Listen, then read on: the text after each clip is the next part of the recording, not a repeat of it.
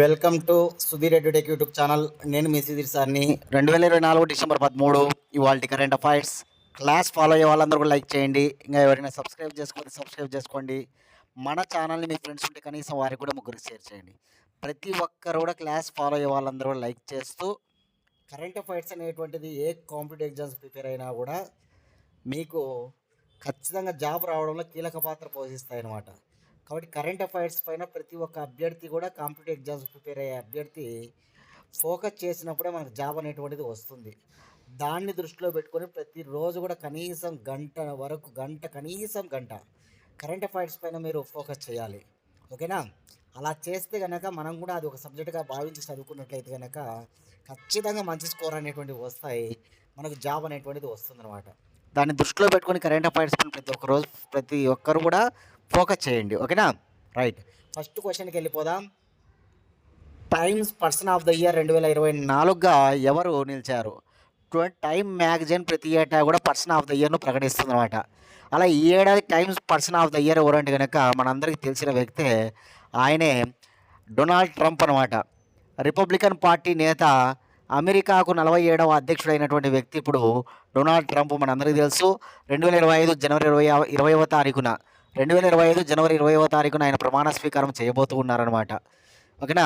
ప్రత్యర్థి కమలా హారిస్ పైన, డెమోక్రటిక్ పార్టీకి చెందిన కమలా హారిస్ పైన ఆయన విజయం సాధించాడనే విషయం మనందరికీ తెలుసు.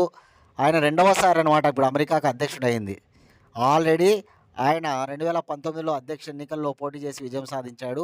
2014లో, ఎప్పుడు 2014లో అనమాట. ఓకే, మళ్ళీ ఇప్పుడు రెండవసారి ఆయన పోటీ చేశాడు, విజయం సాధించాడు అనమాట. ఆయన పైన ఎన్ని ఆరోపణలు చేశారో అన్ని చేశారనమాట. అయినప్పటికీ ఆయన యొక్క విశిష్టమైనటువంటి విధానాల వల్ల ఆయన విజయం సాధించడం జరిగిందనమాట, డొనాల్డ్ ట్రంప్. అదేవిధంగా ఈ మధ్య ఎంతోమందిని నూతన నియామకంగా నియమించాడు, మనం చూస్తూనే ఉన్నామన్నమాట. అవన్నీ కూడా మనం మైండ్లో ఉండాలి. కాబట్టి డొనాల్డ్ ట్రంప్ గుర్తుపెట్టుకోవాలి. ఓకేనా? Times person of the year 2024 అనమాట. మనం గత ఏడాది చూస్తే కనుక అమెరికన్ పాప్ సింగర్ అయినటువంటి ఓకేనా టేలర్ స్విఫ్ట్ అనమాట. పోయిన ఏడాది టేలర్ స్విఫ్ట్ అనమాట, గుర్తుపెట్టుకోవాలి. దానికి ముందు సంవత్సరం 2022లో ఓకేనా ఉక్రెయిన్ అధ్యక్షుడు జెలెన్స్కీ అని మనం చూసాం. రష్యా ఉక్రెయిన్ మధ్య యుద్ధం జరిగిన తర్వాత ఆయన చిన్న దేశం అయినప్పుడు కూడా ఎంతో ఓకేనా ధైర్యవంతంగా దాన్ని ఎదుర్కొంటున్నాడు అనమాట. ఆ ఉద్దేశం మీద 2022లో ఆయనకి టైమ్స్ పర్సన్ ఆఫ్ ద ఇయర్గా ఉక్రెయిన్ అధ్యక్షుడు జెలెన్స్కీని ప్రకటించారనే విషయం మనందరికీ తెలుసు. 2021లో ఎలన్ మస్క్ అనమాట, టెస్లా అధినేత ఎలన్ మస్క్ 2021లో నిలిచాడు. అలా 2021, 2022, 2023, 2024 గొప్పగా మనం చూస్తూ ఉన్నాం. Elon Musk 2021, 2022 Zelensky Ukraine president, 2023 Taylor Swift అనమాట, 2024 ఇప్పుడు డొనాల్డ్ ట్రంప్ అనమాట. ఓకేనా? రైట్. అవన్నీ గుర్తుంచుకోండి, చాలా important. Second question. Bloomberg billionaire index 2024 ప్రకారం అత్యంత సంపదను ఆర్జించిన వ్యక్తి ఎవరు? చూడండి, బ్లూంబర్గ్ బిలియనీర్ ఇండెక్స్ 2024 ప్రకారం అత్యంత సంపదను ఆర్జించినటువంటి బిలియనీర్ ఎవరంటే కనుక అతనే ఎలన్ మస్క్ అనమాట. టెస్లా అధిపతి ఎలన్ మస్క్ అనమాట. చాలా ఇంపార్టెంట్, గుర్తుపెట్టుకోవాలి. ఎందుకంటే ఇంత సంపదను ఆర్జించినటువంటి వ్యక్తి ఇంతవరకు ఎవరు లేరనమాట ఈ ఏడాది. ఓకేనా? ఈ ఏడాదికి ఇంత సంపదను ఆర్జించినటువంటి వ్యక్తి ఎవరు లేరనమాట. ఏదైతే అమెరికా అధ్యక్ష ఎన్నికలు జరిగాయో, ఈ అమెరికా అధ్యక్ష ఎన్నికల తర్వాత ఏకంగా మార్కెట్ షేర్లు 65% పెరిగాయన్నమాట. ఈ 65% మార్కెట్ షేర్లు పెరగడంతో చేత ఏకంగా $442 బిలియన్ తన యొక్క సంపద చేరుకుందనమాట. ప్రపంచ స్థాయిలో ఇంతవరకు ఏ బిలియనర్ సంపద ఇంత రాలేదనమాట. ఫస్ట్ టైము ఎలన్ మస్క్ యొక్క సంపద ప్రపంచంలోనే రికార్డు స్థాయిలో నిలిచిందనమాట. $442 బిలియన్ అనమాట. గుర్తుంచుకోవాలి ఈ విషయాన్ని. ఇది రికార్డ్ అనమాట. $442 బిలియన్ అనేది రికార్డ్ అనమాట. ఓకేనా? కాబట్టి గుర్తుపెట్టుకోవాలి, ఎలన్ మస్క్ ఏ దేశము? అమెరికా. ఓకేనా? ప్రపంచ స్థాయిలోనే వరల్డ్ రికార్డ్ ఇతని పేరు మీదుగా ఇప్పుడు ఇతని సంపద నమోదైందనమాట. చాలా ఇంపార్టెంట్గా ఇతని సంపద నమోదైంది, గుర్తుపెట్టుకోవాలి. ఓకేనా? రైట్. ఏ నివేదిక అనేది కూడా చూసుకోండి. థర్డ్ క్వశ్చన్, 12 సుకోయ్ యుద్ధ విమానాల కోసం రష్యాతో భారత్ ఎంత ఒప్పందం చేసుకున్నది? చూడండి, 12 సుకోయ్ యుద్ధ విమానాల కోసం రష్యాతో భారత్ చేసుకున్న ఒప్పందం ఎంత అంటే కనుక 13,500 కోట్ల రూపాయల ఒప్పందం అన్నమాట. ఇది 13,500 కోట్ల రూపాయలు వెచ్చించి రష్యాతో మన భారత రక్షణ శాఖ 12 సుకోయ్ యుద్ధ విమానాల కోసం ఒప్పందం చేసుకుంది అనమాట. 12 సుకోయ్ యుద్ధ విమానాల కోసం ఒప్పందం చేసుకుంది. సుకోయ్ అనేటువంటి రష్యాకు చెందినటువంటి యుద్ధ విమానాలు అనమాట. ఇక సుకోయ్ అనేటువంటి కంపెనీ తయారు చేస్తుంది సుకోయ్ యుద్ధ విమానాలను. వ్యవస్థాపకుడు సుకోయ్ అనమాట. ఆ కంపెనీ వ్యవస్థాపకుడు కూడా సుకోయ్ అనమాట.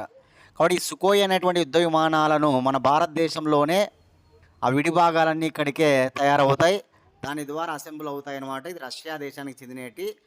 ఇక 13,500 కోట్ల రూపాయలతో మనం 12 సుకోయ్ యుద్ధ విమానాలను విక్రయిస్తూ ఉన్నాం రష్యా నుంచి. అది మనం గుర్తుంచుకోవాలి ఇక్కడ. ఇక రష్యా అనేది వెరీ ఇంపార్టెంట్, మనకు ఎన్నో రక్షణ పరంగా మనకు ఎంతో సహాయం చేస్తూ ఉంటుందన్నమాట. ఓకేనా, రక్షణ ఒప్పందంలో భాగంగా రష్యా మనకు బాగా సపోర్ట్ అనమాట. అది మాత్రం ఓకేనా, మనకు బాగా సపోర్ట్ అనమాట.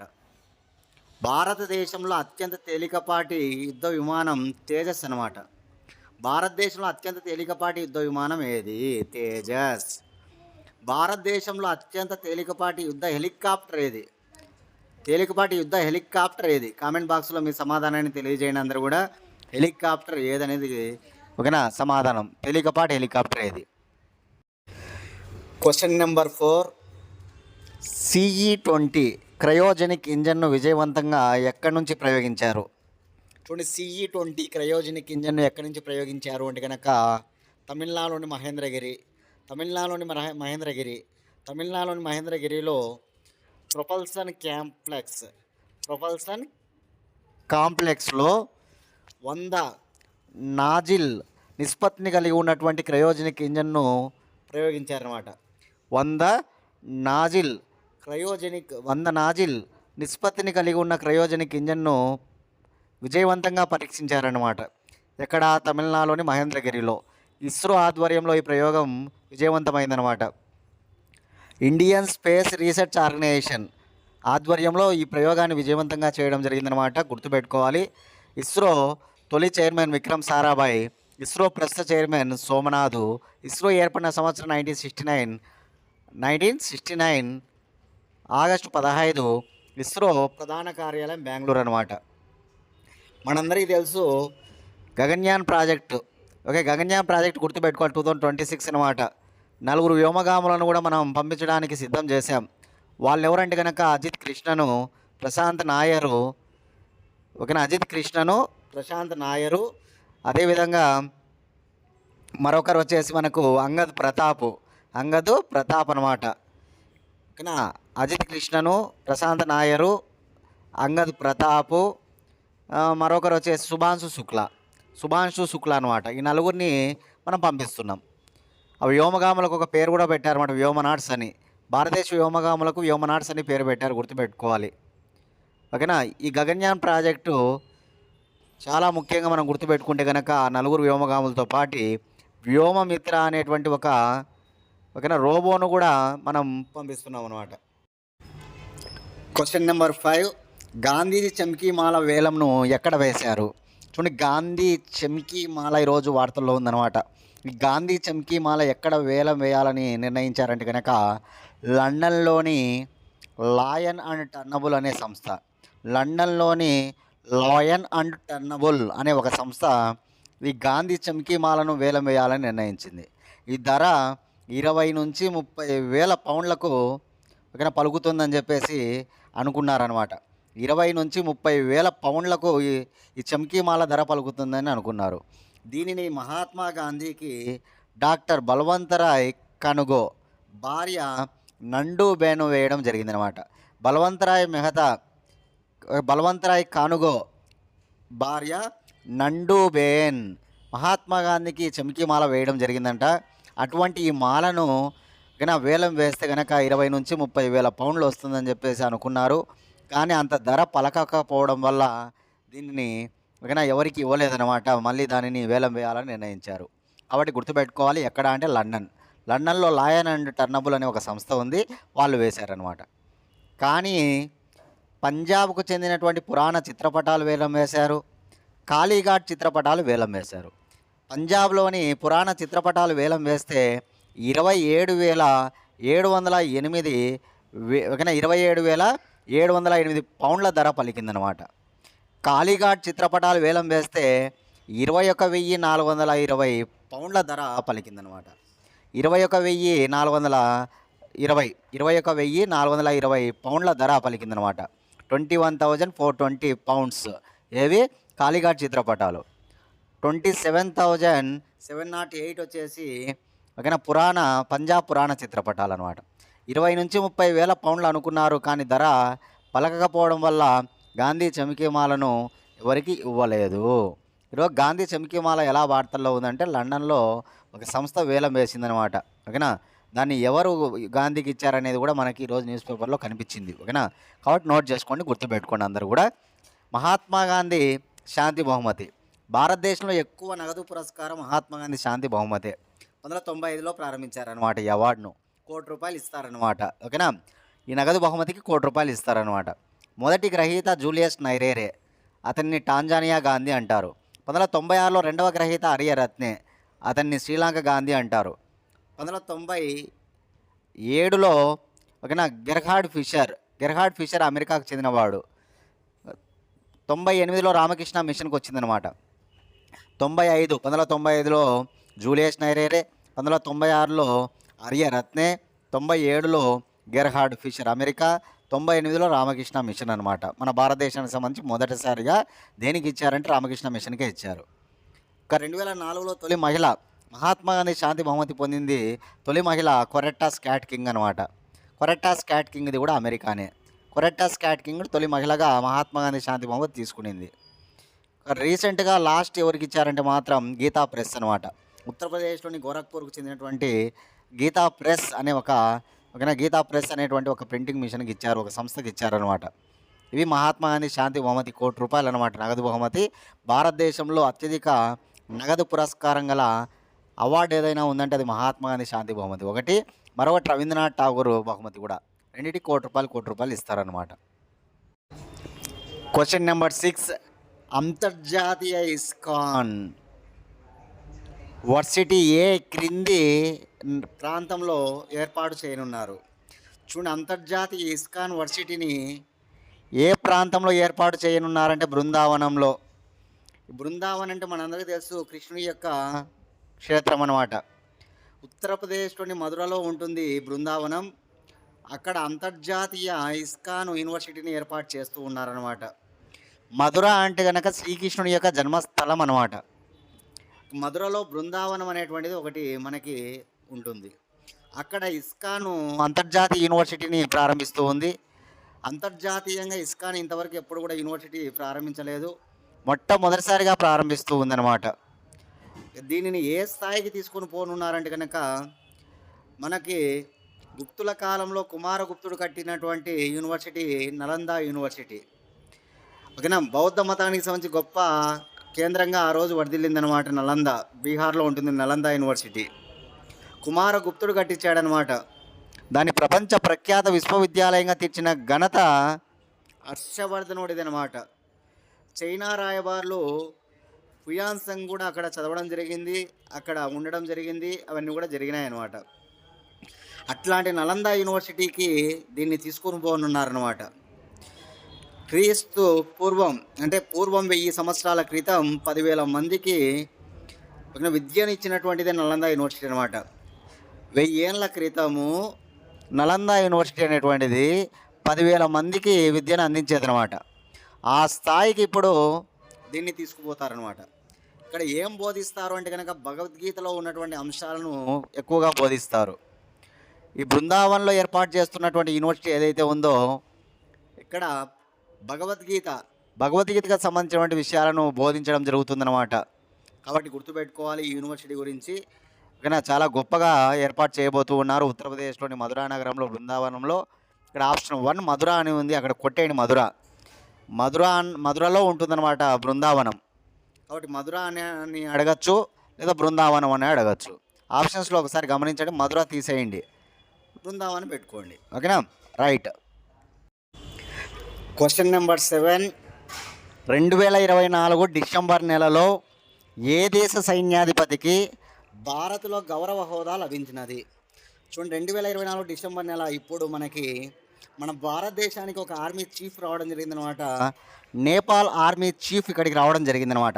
అతని పేరు అశోక్ రాజ్ సెగ్జల్. అశోక్ రాజ్ సెగ్జల్కు మనం గౌరవ హోదా ఇవ్వడం జరిగింది. చూడు, ఇమేజ్లో మీరు చూడొచ్చు. ఓకేనా? అతనే అశోక్ రాజ్ సెగ్జల్ అనమాట. రాష్ట్రపతి ద్రౌపది ముర్ము గారు ఆయనకు సత్కరించడం జరిగింది. ఎవరు అశోక్ రాజ్ సెగ్జల్ ఎవరంటే నేపాల్ ఆర్మీ చీఫ్ అనమాట. మన ఆర్మీ చీఫ్ ఉపేంద్ర ద్వివేదికి ఓకేనా ఈ ఏడాది గత నెలలో నేపాల్ వాళ్ళు గౌరవ హోదా ఇచ్చారు. మన ఆర్మీ చీఫ్ ఉపేంద్ర ద్వివేదికి పోయిన నెలలో గౌరవ హోదా నేపాల్ వాళ్ళు ఇచ్చారు. ఇప్పుడు మనం నేపాల్ ఆర్మీ చీఫ్కి అశోక్ రాజ్ సెగ్జల్కి గౌరవ హోదా ఇస్తున్నామనే విషయాన్ని మనం గుర్తుంచుకోవాలి. కాబట్టి మన హోదా వాళ్ళ హోదా మనం తీసుకున్నామన్నమాట. ఇంపార్టెంట్గా గుర్తుపెట్టుకోవాలి నేపాల్. ఓకే, నేపాల్ అనగానే మనకు వాళ్ళకి మధ్య ఒక 3 ప్రాంతాల విషయంలో ఇటీవల కొద్దిగా గొడవలు కూడా రావడం జరిగింది. కాలాపాని, లింపియాధురియా ఓకేనా, మరొకటి కాలాపాని, లింపియాధురియా, ఇంకొకటి వచ్చేసి 3 ప్రాంతాలు అన్నమాట. నేపాల్లోని 3 ప్రాంతాలు, ఒకటి గుర్తుకు రావడం లేదు. కాలాపాని, లింపియాధురియా, చెప్తా ఇంకో ప్రాంతము క్లాస్ అయిపోయే లోపల మీకు. కాలాపాని, లింపియాధురియా, మరొక ప్రాంతము చెప్తాను. ఓకేనా? ఇట్లా మనకి 3 ప్రాంతాల విషయంలో, ఎందుకంటే నేపాల్ వాళ్ళ మ్యాప్లో ఈ 3 ప్రాంతాలు పెట్టుకోవడం జరిగిందనమాట. వాస్తవంగా ఈ 3 ప్రాంతాలు మన భారతదేశంటి, వాళ్ళ మ్యాప్లో పెట్టుకోవడం వల్ల మనము వాటిని వ్యతిరేకించడం జరిగింది. కాబట్టి కాలాపాని, లింపియాధురియా, లిపు లేక్, మరొకటి ఏంటంటే లిపు లేక్ అనమాట. గుర్తొచ్చింది, లిపు లేక్ అనమాట. ఈ 3 గుర్తుపెట్టుకోవాలి, కాస్త వివాదాస్పదంగా ఉన్నవి కాబట్టి.